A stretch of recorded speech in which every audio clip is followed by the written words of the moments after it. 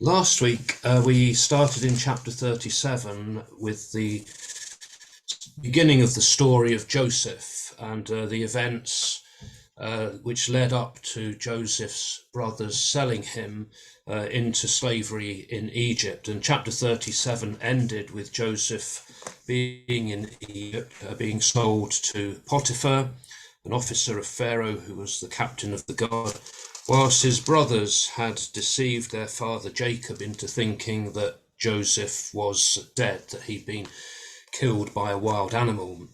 Well, this evening we come into chapter 38 and we have an interlude here, a break from the story of Joseph. The story of Joseph is interrupted by this account in chapter 38 of an incident involving Judah, one of Joseph's brothers, and Judah's daughter-in-law, who is named Tamar.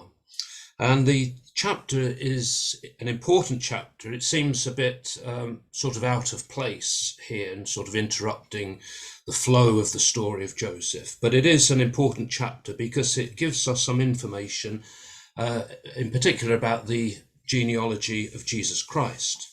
For those who are mentioned in this chapter are to be found in the lineage of Christ, which is recorded by Matthew in Matthew chapter 1 and verse 3.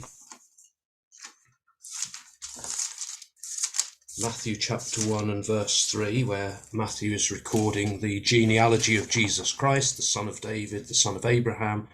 And he mentions Abraham in verse 2 being the father of Isaac, Isaac the father of Jacob, Jacob the father of Judah and his brothers. And then verse 3 says Judah, the father of Perez and Zerah by Tamar, and Perez the father of Hezron, and Hezron the father of Ram. So this evening we'll see how all that came about, how Judah came to be the father of Perez and Zerah by Tamar.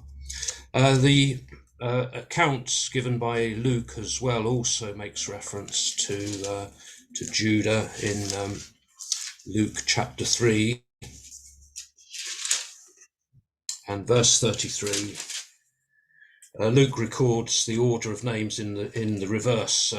Gives a sort of reverse to the way in which Matthew records this. So he speaks in verse 33 there of Hezron being the son of Perez, the son of Judah, the son of Jacob. So we have mentioned there both of Perez and Judah.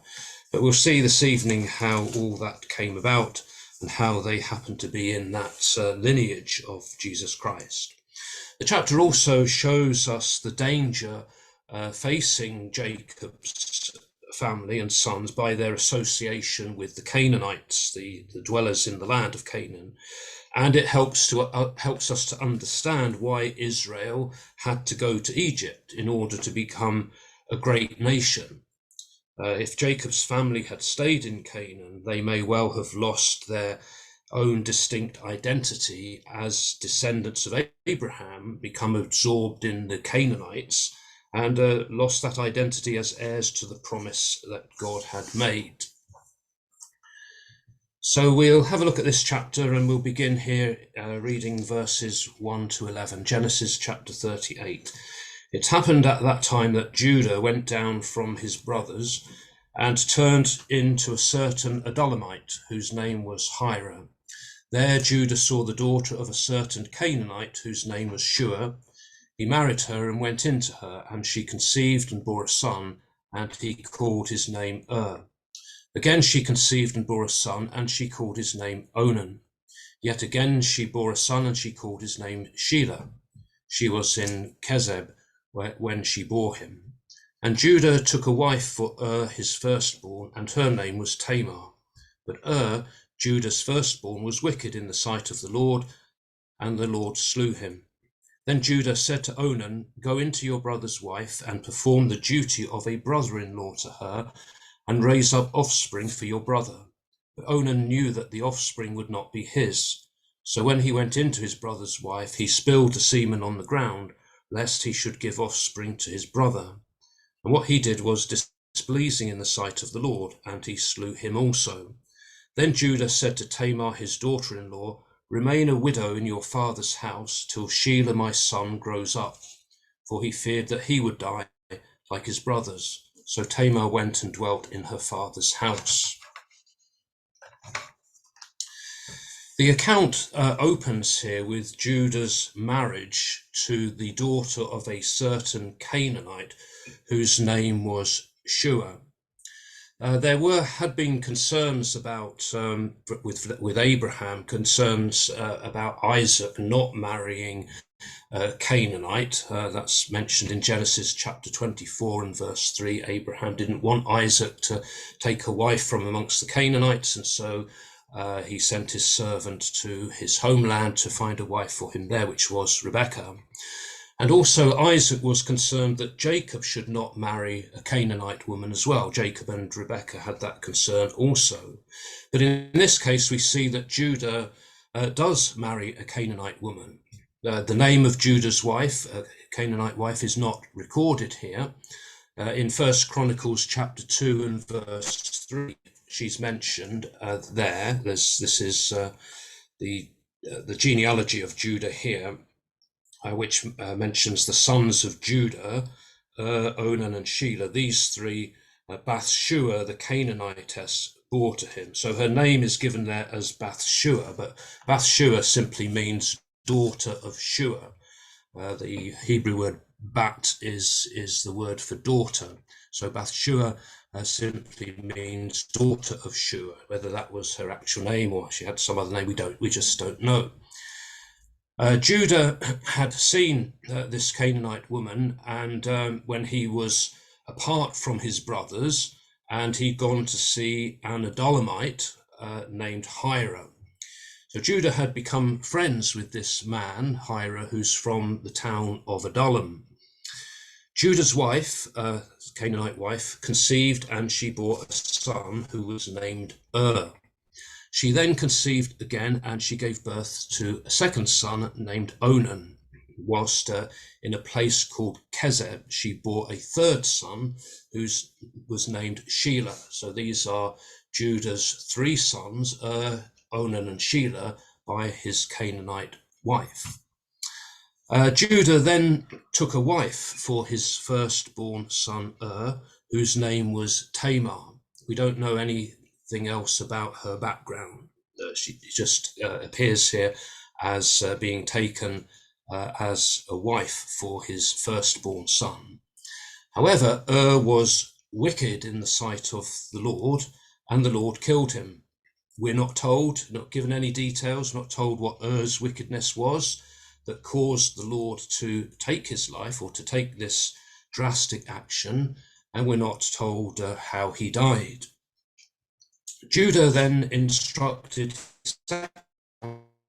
Onan to have Tamar so that offspring could be raised for his dead brother, and so continue the family line of.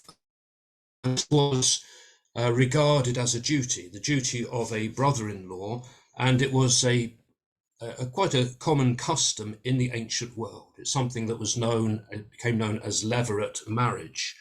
The word levirate is from Latin, and it means brother-in-law or husband's brother. It's a provision that would later be included in the Mosaic law, as we see in Deuteronomy chapter 25, verses 5 to 10. Deuteronomy chapter 25, verses 5 to 10 says, "If brothers dwell together, and one of them dies and has no son, the wife of the dead shall not be married outside the family to a stranger. Her husband's brother shall go into her and take her as his wife, and perform the duty of a husband's brother to her. And the first son whom she bears shall succeed to the name of his brother who is dead, that his name may not be blotted out of Israel. And if the man does not wish to take his brother's wife, then his brother's wife shall go up to the gate to the elders and say, 'My husband's brother refuses to perpetuate his brother's name in Israel.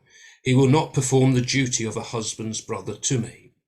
Then the elders of his city shall call him and speak to him, and if he persists, saying, 'I do not wish to take her,' then his brother's wife shall go up to him in the presence of the elders, and pull his sandal off his foot, and spit in his face, And she shall answer and say, so shall it be done to the man who does not build up his brother's house. And the name of his house shall be called in Israel, the house of him that had his sandal pulled off. So we see the importance of this provision of preserving the family line for the childless dead brother. And if a brother refuses to do that, the shame that would be associated with that refusal. It would seem that this wasn't just limited to a brother, though, that other family members could fulfill that role as well, as we see in the story of Ruth, in the book of Ruth, situation with Boaz and Ruth here, in Ruth chapter 4 and verse 5. This is when Boaz has informed Ruth that he's not the closest relative for her to marry. There is someone closer, and so the offer goes to the closer relative, first of all. So Ruth chapter 4 verse 5 says this, then Boaz said, the day you buy the field, this is to this nearer relative, the day you buy the field from the hand of Naomi, you are also buying Ruth the Moabitess, the widow of the dead, in order to restore the name of the dead to his inheritance. Now the next of kin, he didn't want to do that, and so it then fell to Boaz that he was then able to fulfill that role, that responsibility. So down in chapter 4 verse 10, we have this. Also Ruth the Moabitess, the widow of Mahlon, I have bought to be my wife, to perpetuate the name of the dead in his inheritance, that the name of the dead may not be cut off from among his brethren, and from the gate of his native place you are witnesses this day. So Boaz took Ruth to be his wife on the basis of this marriage, that Ruth's husband, Ruth was a widow, her husband had died childless, and so Boaz was fulfilling that role, that responsibility of the brother-in-law. The background this is also background to this is also found in Matthew chapter 22, verses 23 to 28, when Jesus was asked a question by the Sadducees concerning the resurrection. They present Jesus with this story here in Matthew chapter 22, verse 23. The same day Sadducees came to him who say that there is no resurrection, and they asked him a question, saying, Teacher, Moses said, if a man dies having no children, his brother must marry the widow and raise up children for his brother. So there they're referring back to that passage in Deuteronomy we read from. Now there were 7 brothers among us. The first married and died, and having no children left his wife to his brother. So too the second and third down to the 7th. After them all the woman died. In the resurrection, therefore, to which of the 7 will she be wife? For they all had her. And they're asking that question really to ridicule belief in the resurrection. But we see how they do that using that provision that was made for a brother's brother to be able to take his dead brother's wife and bring up children for her. So in this case, then, going back here to Onan and Tamar, Onan knew that any children of this relationship would not be regarded as his. That these aren't going to be his children; they would be regarded as Er's children, and so Onan and his own children would lose out on the inheritance. And so by his actions here, he prevented Tamar from conceiving. He sort of practices a form of birth control so that she doesn't become pregnant. So in this way, he neglected to fulfill his family responsibility towards Tamar and towards his brother But his actions were displeasing to the Lord, and he too was killed by the Lord. Again, we're not told how the Lord killed him or how that death occurred.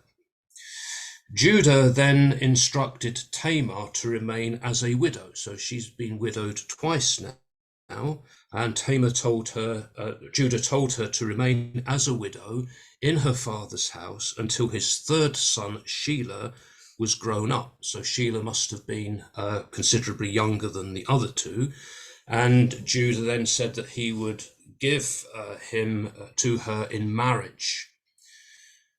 Judah seems to have been afraid that Shelah would also die, as his two brothers had. And so he hesitated then to fulfill this promise that he made to Tamar. Perhaps he began to think that there's something going on here, that marriage to Tamar was a dangerous thing, since his two older sons had both died. But we see really the mistreatment of Tamar here in what Judah does to her, that he confines her to her father's house, sends her back to her father's house, tells her to remain as a widow, to wait however many years it would be until Shelah had grown up. When in reality, if there was no one available for her, she could have been set free and she could have remarried. But Judah seems to be exercising that control over her. So read on in the story here, chapter 38 of Genesis. We'll read verses 12 to 23, which goes, in course of time, the wife of Judah, Shua's daughter, died. And when Judah was comforted, he went up to Timnah to his sheep shearers, he and his friend Hira the Adullamite. And when Tamar was told, your father-in-law is going up to Timnah to shear his sheep, she put off her widow's garments and put on a veil, wrapping herself up, and sat at the entrance to Enaim, which is on the road to Timnah. For she saw that Shelah was grown up, and she had not been given to him in marriage. When Judah saw her, he thought her to be a harlot, for she had covered her face. He went over to her at the roadside and said, come, let me come into you, for he did not know that she was his daughter-in-law. She said, what will you give me, that you may come into me? He answered, I will send you a kid from the flock.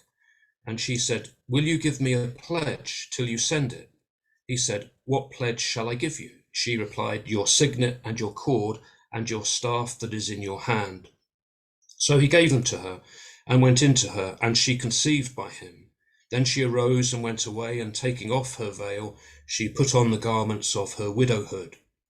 When Judah sent the kid by his friend the Adullamite to receive the pledge from the woman's hand, he could not find her.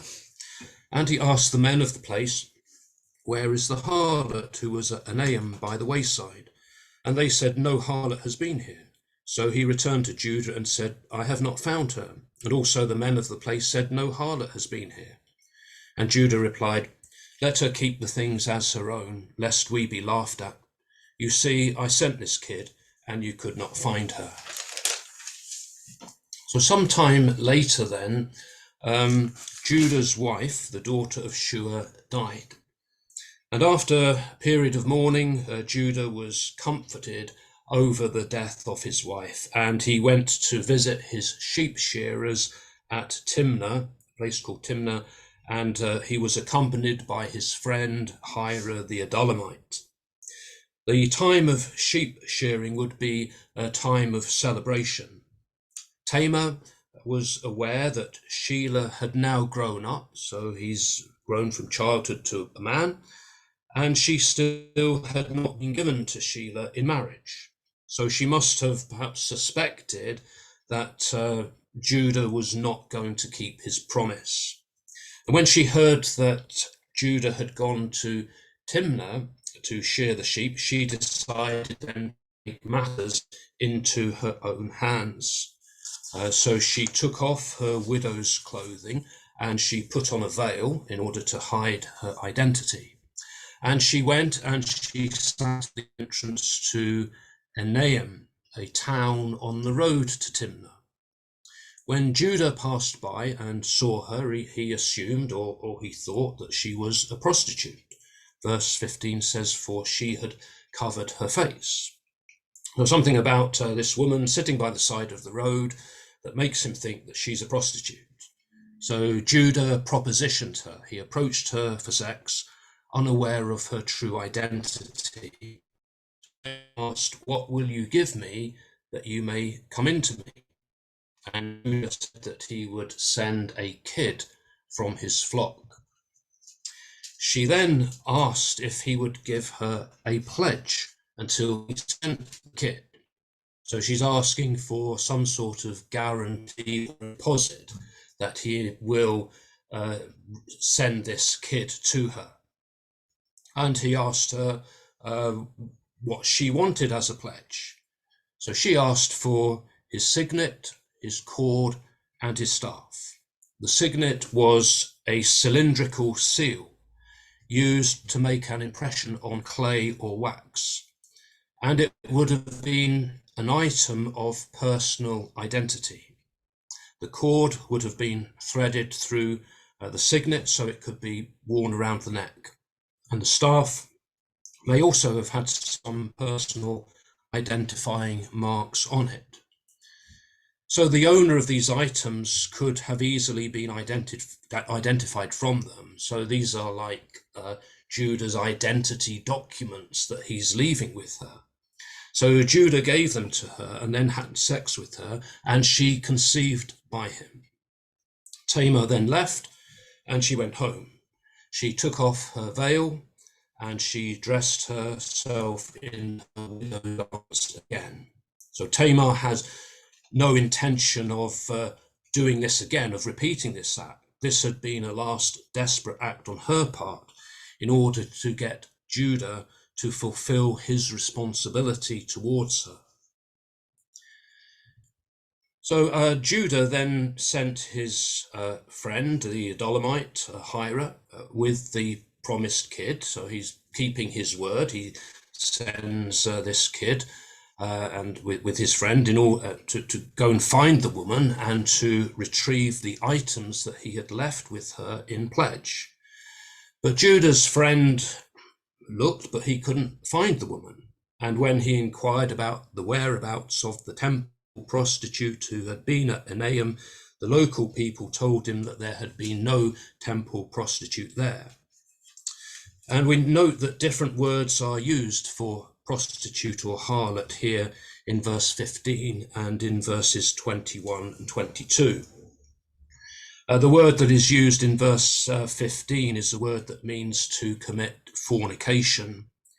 And in verse 15, she's referred to as harlot or prostitute, and Judah thinks that's what she is, so he thought that she was just a common prostitute. But in verses 21 and 22, Hira asks about the temple prostitute, and that's a different word that is used there, a word that literally means the holy woman. And it was common as part of Canaanite worship, the idolatry that was involved there, that prostitution was a part of that worship. These two words are also used, we'll see in Hosea, prophet Hosea chapter 4, verse 14. Both words used in that verse together, it's a sort of parallel statement. Hosea chapter 4, verse 14, God says, I will not punish your daughters when they play the harlot, nor your brides when they commit adultery. For the men themselves go aside with harlots and sacrifice with cult prostitutes. So that statement there, the men themselves go aside with harlots, that's the first word, and sacrifice with cult prostitutes. That's the second word that we have there. So Hira then returned to Judah, and he reported to him that he had not been able to find the woman, and the people there had said that there'd been no prostitute there. So Judah then wrote off the loss of his personal items, saying, well, let her keep the things as her own, lest we be laughed at. He didn't want to become a figure of fun, or didn't want people laughing at him if they heard what had happened. So he had tried to keep his word. He'd sent his friend with the kid, but the woman couldn't be found. So as far as he was concerned then, well, that was the end of the matter. So whilst Judah had attempted to keep this promise, he had failed to keep the promise that he had originally made to Tamar to give her to Shelah in marriage. We read on to see next here in verses 24 to 26. Which says, about 3 months later, Judah was told, Tamar, your daughter-in-law, has played the harlot, and moreover she is with child by harlotry. And Judah said, bring her out and let her be burned. As she was being brought out, she sent word to her father-in-law, by the man to whom these belong, I am with child. And she said, mark, I pray you, whose these are, the signet and the cord and the staff. Then Judah acknowledged them and said, she is more righteous than I, inasmuch as I did not give her to my son Shelah, and he did not lie with her again. So about 3 months later, after all this has happened, it became noticeable that Tamar was pregnant. And Judah was told that Tamar had played the harlot. People assumed that she had become pregnant by some sexual immorality, and she now is child by harlotry. So when Judah heard this, he then pronounced that she should be brought out and burned. And he orders this in order to defend his own reputation, that this would bring shame upon him as Tamar's father-in-law. She herself is given no opportunity to defend herself. It's simply Judah makes this judgment upon her in this way. Later in the law of Moses in Leviticus chapter 21 and verse 9, something similar is pronounced upon the daughters of the priests who get themselves into this sort of situation. Leviticus chapter 21 verse 9 says, and the daughter of any priest, if she profanes herself by playing the harlot, profanes her father, she shall be burned with fire. So again, we see how her behavior affects her father there, that brings shame upon her father, and that judgment is announced that she should be burned with fire. So this was something that would have brought shame upon Judah in this case, and this is why he pronounces this severe judgment upon her. But she's being brought out. She sends a message to Judah, and Tamar seems to have anticipated what might have happened here. She says, by the man to whom these belong, I am with child. Mark, I pray you, whose these are, the signet and the cord and the staff. So the items that she produces clearly identified Judah as the owner of these things and as the one who had got Tamar pregnant.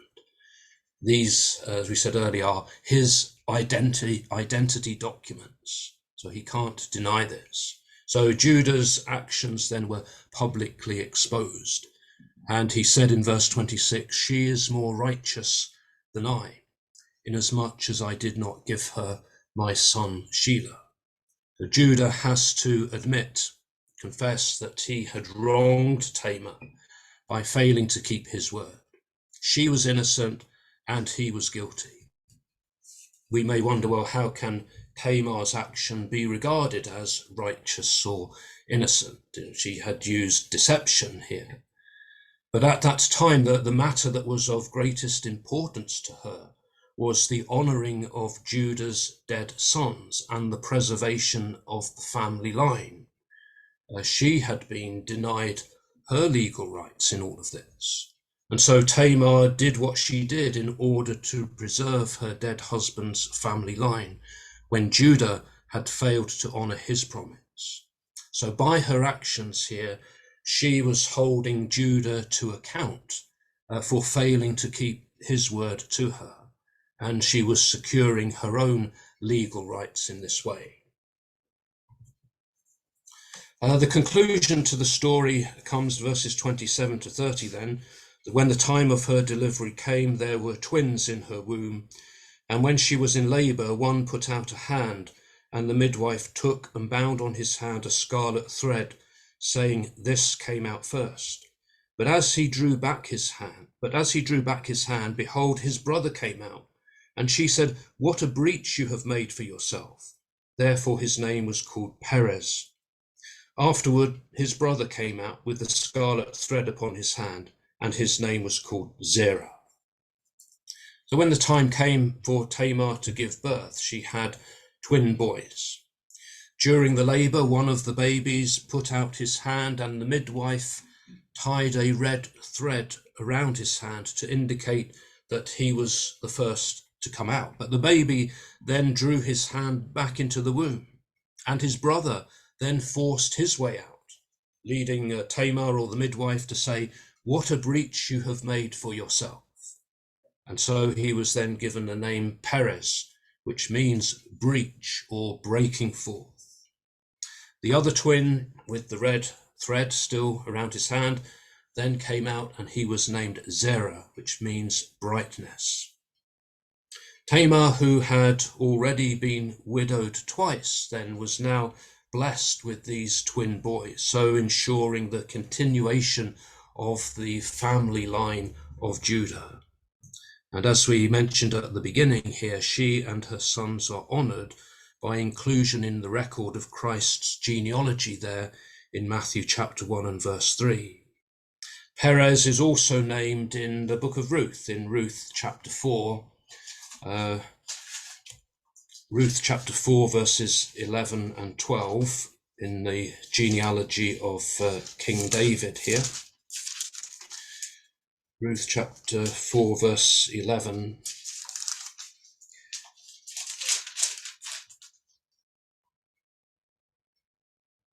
Which says, "Then all the people who were at the gate and the elders said, 'We are witnesses. May the Lord make the woman who is coming into your house like Rachel and Leah, who together built up the house of Israel. May you prosper in Ephrathah and be renowned in Bethlehem.